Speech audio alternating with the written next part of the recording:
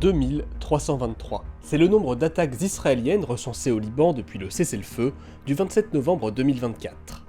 Loin de rester stable, la fréquence des attaques israéliennes en un peu plus d'un an a beaucoup évolué dans le temps. Et si on vous en parle aujourd'hui, c'est que leur nombre a atteint un record le mois dernier.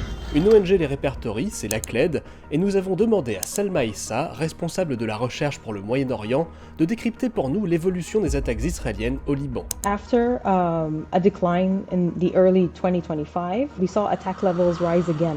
The rise really coincided with the tension between Israel and Iran, and we see that it has remained consistently elevated.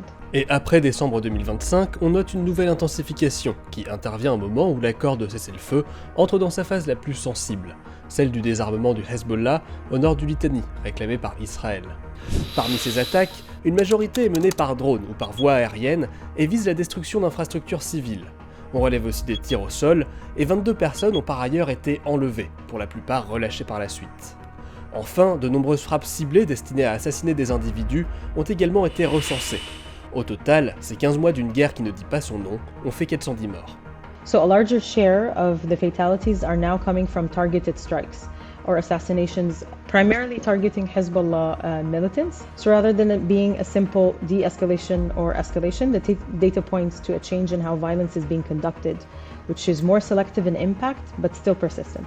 En parallèle, de nouveaux modes opératoires ont émergé, comme les attaques au glyphosate rapportées au début du mois de février.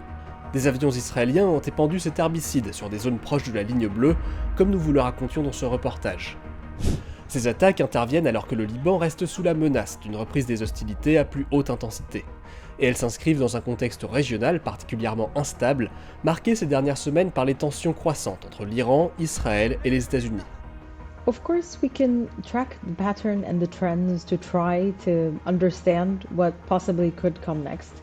But I do think that, especially with the US-Iran tensions still unfolding, with no particular decision being made as to how this will unfold, or as we've seen this year, there have been several surprises.